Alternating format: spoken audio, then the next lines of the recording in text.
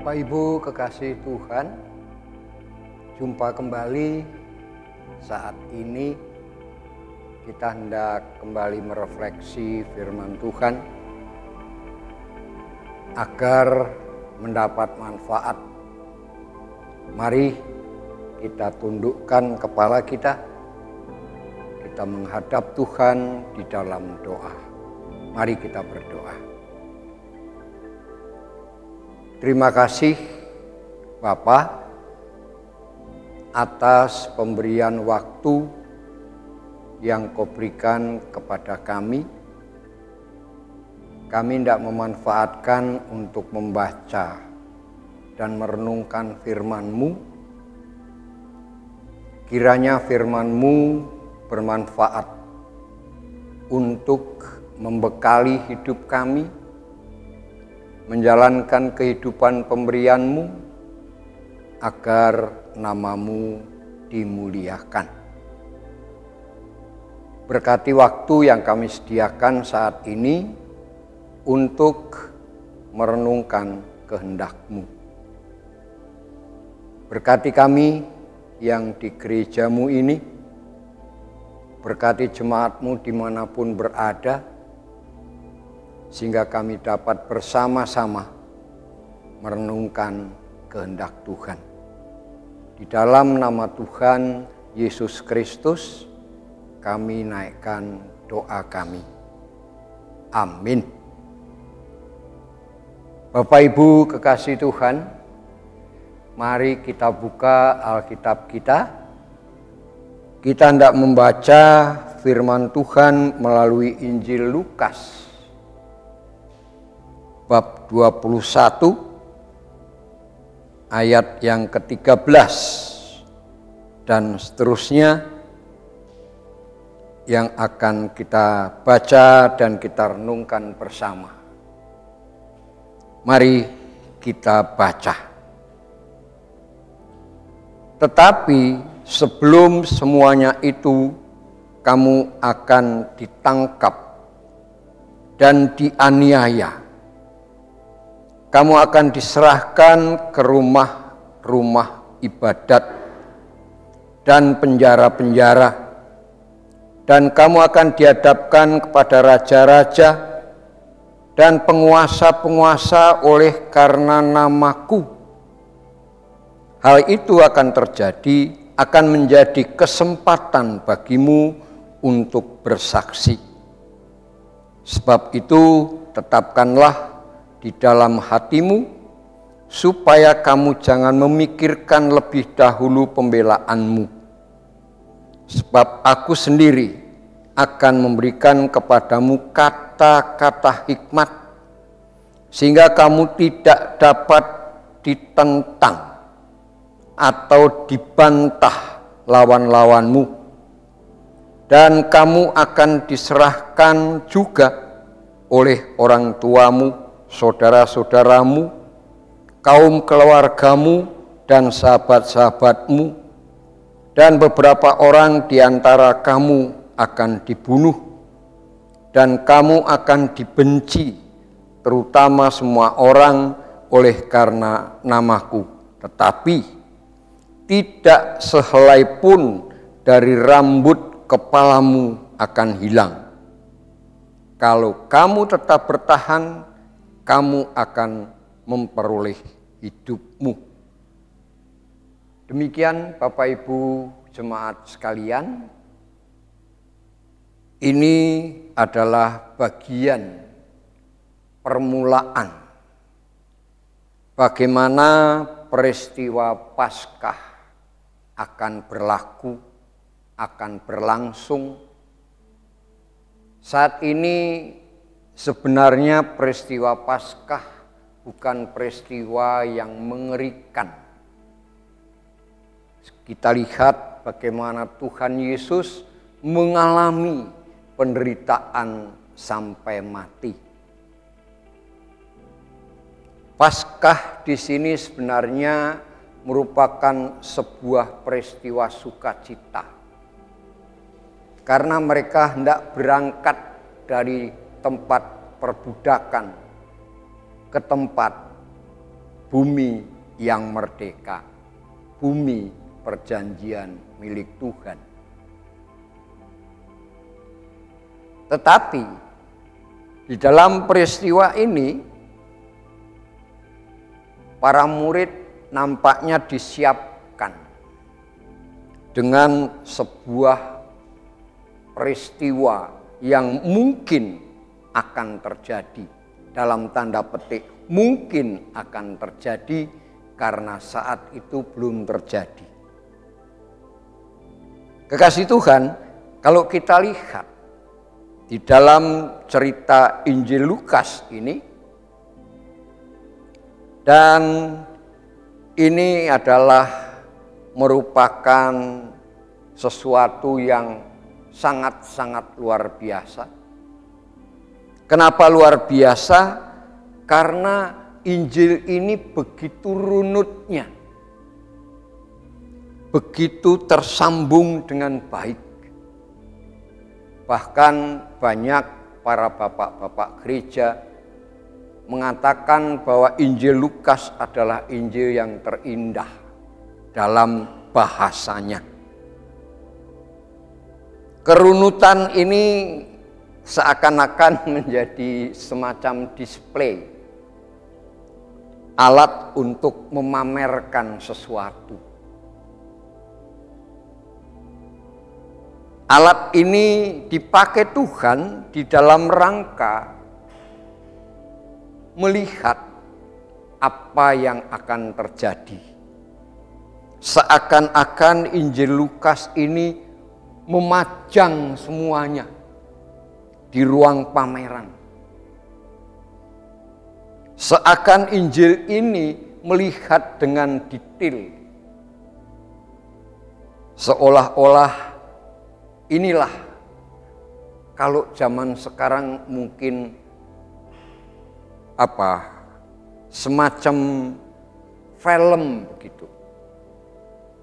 Karena begitu jelasnya, begitu rincinya, sehingga kita bisa melihat bagaimana runutan itu terjadi.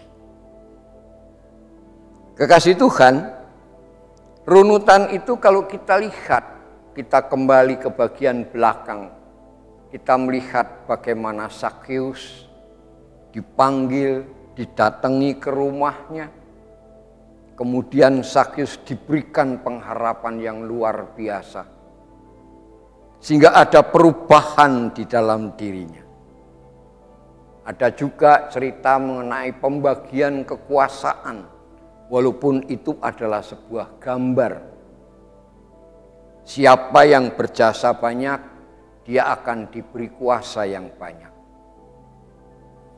Di sana juga kita disuruh melihat bagaimana bait suci Tuhan.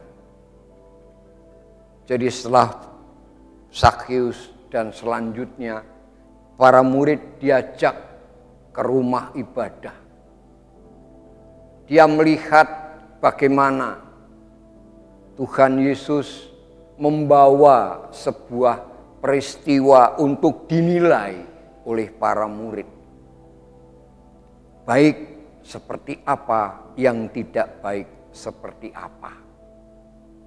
Kekasih Tuhan, dari sana Tuhan Yesus kemudian menyucikan bait Allah. Kenapa? Karena dipandang bahwa bait Allah menjadi tempat yang tidak selayaknya. Setelah dari rumah ibadah di dalam, para murid diajak keluar memandang rumah ibadah Bait Suci, Baitul Muqaddis, rumah Tuhan yang hebat itu. Saya pernah membaca sebuah artikel bahwa sebagian batu ditemukan itu antara lebarnya 4 meter, panjangnya lebih dari 15 meter, tertimbun di bawah tanah, dan itu beratnya lebih dari 90 ton. Secara ilmu pertukangan mungkin batu ini menjadi landasan bangunan yang luar biasa sehingga sedemikian kuat. Sungguh mengagumkan.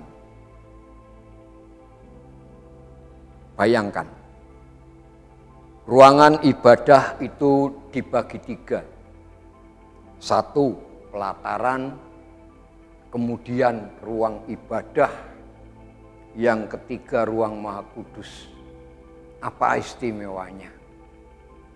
Pada ruang Maha Kudus, di sana semua hampir disalut dengan emas murni. Bayangkan berapa kilo yang dipakai untuk menyalut itu. Andai kata ruangan itu selebar ini, ruang ibadah tempat gereja kita ini, tidak tahu berapa kilo, nanti silahkan diteliti di Alkitab. Tetapi ada satu keadaan. Tuhan Yesus tidak merasa tertarik dengan rumah ibadah yang luar biasa itu. Bahkan Tuhan Yesus memperingatkan, nanti entah kapan rumah ibadah itu akan rata dengan tanah. Bahkan bahasa kerennya, tidak satu batu pun bertumpangan satu dengan yang lain. Kekasih Tuhan, dari bagian-bagian ini, setelah di luar ruang ibadah, Tuhan Yesus mengingatkan para murid. Oleh sebab itu, maka berjaga-jagalah. Kenapa? Tuhan Yesus melihat bahwa mereka semua akan mengalami sesuatu yang luar biasa. Bahkan seluruh murid-murid Tuhan Yesus, kecuali Yohanes, meninggal dengan cara yang tragis. Bahkan Yohanes pun hampir meninggal karena harus direbus di dalam kuali yang besar. Di dalamnya ada minyak zaitun. Ini peristiwa yang luar biasa. Dan ini tidak terbayangkan oleh para murid. Dan ini yang disiapkan Tuhan Yesus menjelang Tuhan Yesus merayakan Paskah. Paskah yang saya maksud, perayaan yang saya maksud adalah Tuhan Yesus disalibkan. Kekasih Tuhan, saat ini para murid yang ada di luar rumah ibadah itu membayangkan betapa luar biasa bangunan yang mereka lihat. Betapa indah bangunan itu pada masanya. Tetapi itu tidak abadi. Dari sana tengah mengamati rumah Tuhan, mereka dihadapkan dengan pemahaman tentang mereka sendiri. Bahwa mereka sendiri akan menghadapi tantangan yang besar. Mereka sendiri, para murid sendiri, akan menghadapi masalah dengan masyarakat. Bahkan mereka akan terusir, bahkan dibunuh. Kekasih Tuhan, kalau kita lihat ayat yang ke-10, maka Tuhan Yesus mengingatkan bahwa menjelang hari-hari akhir, bangsa akan melawan bangsa. Bumi ini akan bergolak dengan gempa bumi. Bahkan dari langit pun akan diturunkan petaka. Dan mereka sendiri menghadapi masalah yang tidak ringan. Sungguh, ini persiapan yang luar biasa. Ini adalah sesuatu yang tidak diharapkan oleh para murid. Ini keadaan yang perlu persiapan batin yang luar biasa. Menata kehidupan yang saat ini bersama Tuhan.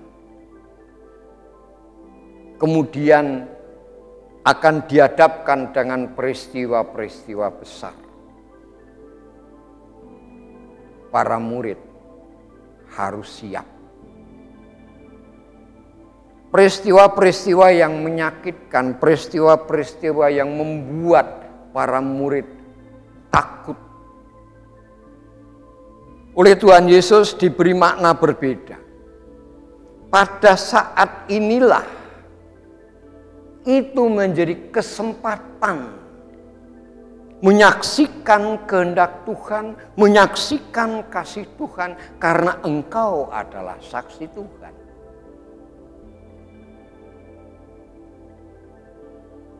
Tidak mudah, Bapak Ibu, kalau kita bersama para murid. Kalau kita ada pada zaman itu, tidak mudah menangkap apa yang disampaikan oleh Tuhan Yesus.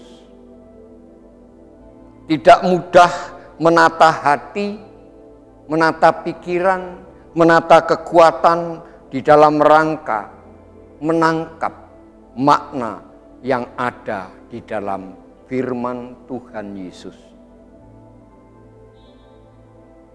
Di satu pihak, murid-murid tidak terlalu banyak. Di lain pihak, dia harus berhadapan dengan penjara. Dia harus berhadapan dengan penganiayaan. Dia harus berhadapan, kalau bahasa sekarang, dengan bully. Artinya apa? Belum tentu para murid salah. Tetapi itu yang dihadapi oleh para murid. Bapak Ibu kekasih Tuhan, saat semua terjadi,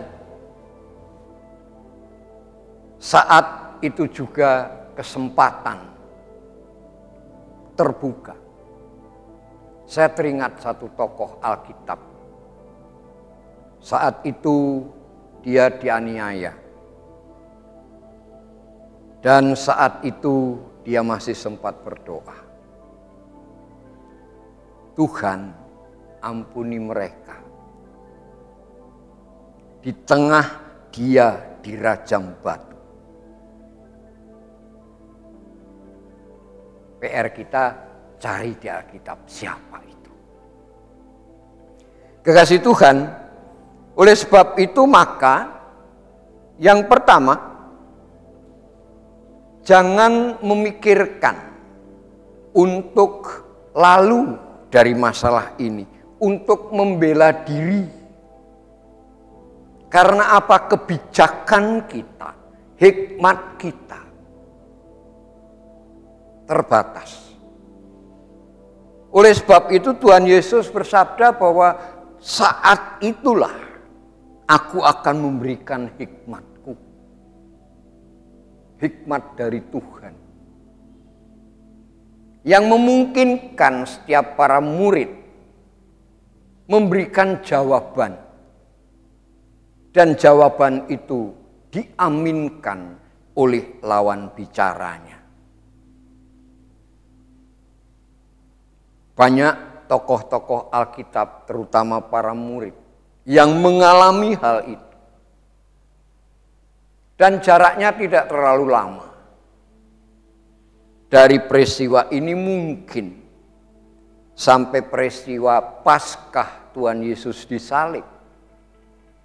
Kemudian kira-kira 50 hari dari sana. Apa yang disampaikan Tuhan Yesus yang saya anggap seperti display sebuah pameran terjadi. Ternyata. Artinya apa? Apa yang disampaikan Tuhan Yesus tidak sekedar perkataan. Tidak sekedar suara. Tapi ini adalah rancangan masa depan. Bayangkan para murid bahkan sampai ke Roma pun ia dibunuh. Tetapi melalui kesaksian mereka pada saat sebelum dibunuh membuat banyak orang percaya. Kekasih Tuhan, oleh sebab itu yang pertama, Tuhan Yesus akan memberikan hikmat agar kita bisa menjawab. Apa yang perlu kita jawab? Bukan perkataannya, tetapi permasalahan yang terdalam. Ialah mengenai siapa Yesus. Mengapa Yesus? Dan apa peran Yesus pada kita manusia berdosa? Dari awal disiapkan, dari awal dikatakan, dari awal disampaikan.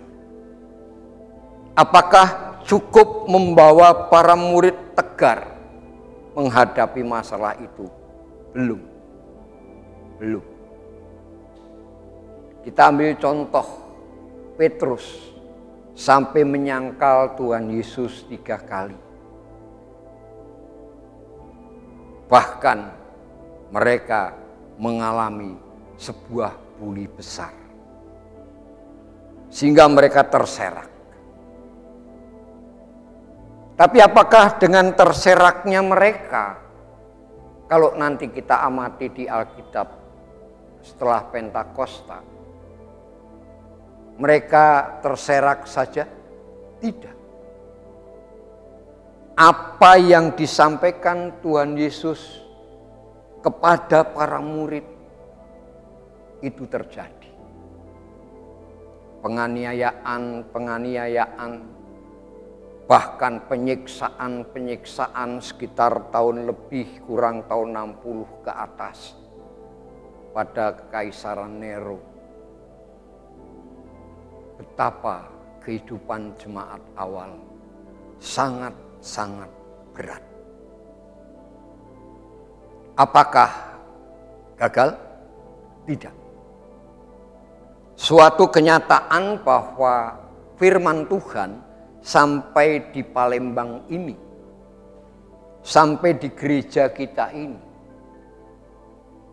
bahkan sampai dimanapun. Kalau yang kita pahami mungkin sampai Karangagung, Pulau Rimo, Telang, dan seterusnya. Prajen, bahkan Bengkulu, Jambi, bahkan dimanapun. Apa yang disampaikan Tuhan Yesus dalam kesesakan, itu kesempatan kesaksian kita. Terbukti sampai hari ini kita masih menjadi orang Kristen. Selanjutnya, dari beberapa catatan tadi dapat kita tarik beberapa kalimat. Yang pertama, penderitaan dan penganiayaan itu adalah masalah atau bagian yang tidak terpisah dalam hidup kita menjadi murid Tuhan Yesus. Dari kapanpun sampai kapanpun, warnanya saja yang berbeda. Yang kedua, oleh karena itu mari kita miliki hati dan hidup yang terus terarah kepada Kristus. Karena hanya Kristuslah milik satu-satunya untuk kita. Selanjutnya, derita karena iman yang dialami oleh orang beriman harus disikapi dengan kesetiaan. Karena apa? Siapa yang setia sampai akhir, dialah yang beroleh mahkota kehidupan. Maka jemaat harus memberi waktu, memberi pikiran, memberi materi di dalam rangka membangun kerohanian jemaat itu sendiri. Dan kita semua gereja Tuhan harus menyiapkan, membangun kerohanian itu. Karena yang hendak kita selamatkan adalah kerohanian. Yang rohani itu menjadi sangat penting. Karena apa?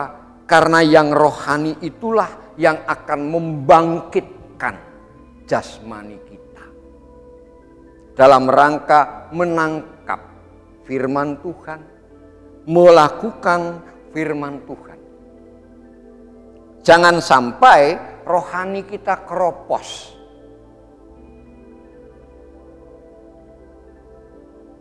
Bayangkan kalau rohani kita keropos, kelihatannya dari luar masih utuh, kokoh.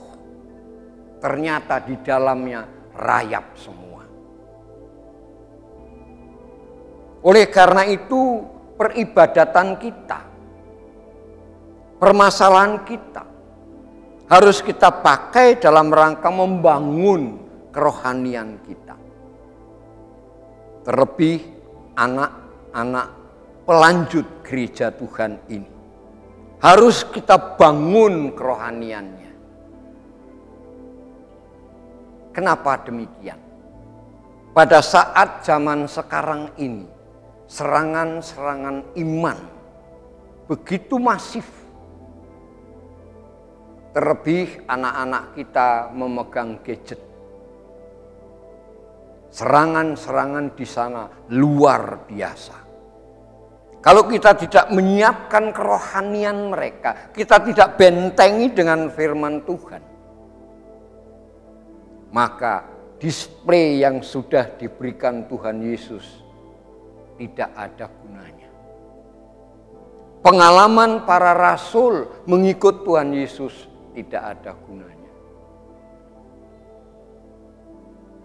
Mari kita selami lebih dalam agar kita mendapatkan manfaat. Dari manfaat ini dan kita isi dengan yang sangat bermanfaat. Ialah pengenalan kita kepada Tuhan. Oleh sebab itu, catatan terakhir dari renungan ini adalah manfaatkan dan isi kesempatan ini dengan mengisi kerohanian kita. Ini tugas berat. Jangan lengah. Masalah ini akan besar. Jangan lengah. Tetaplah dekatkan kita kepada Tuhan.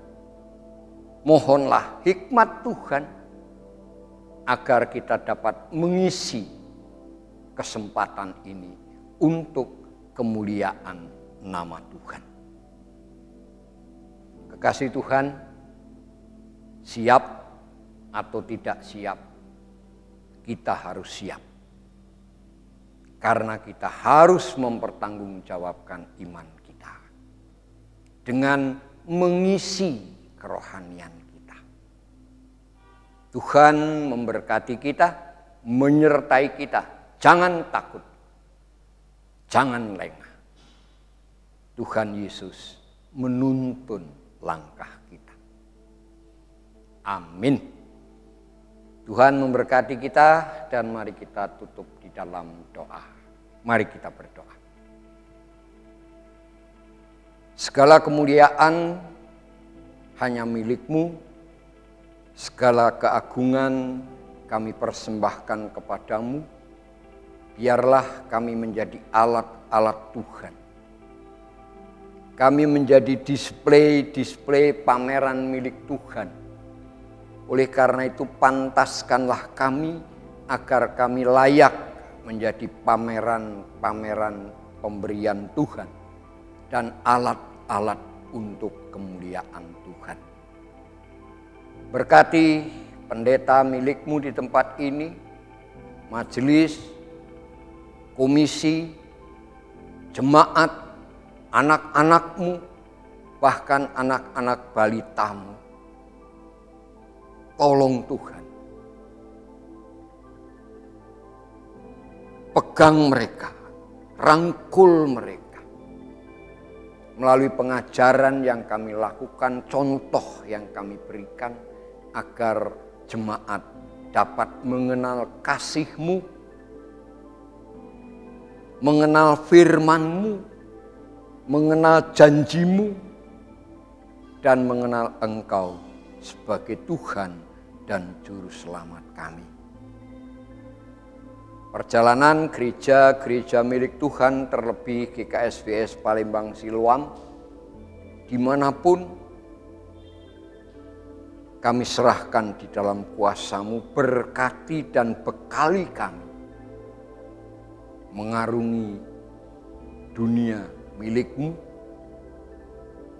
yang penuh dengan hal baik dan yang tidak baik.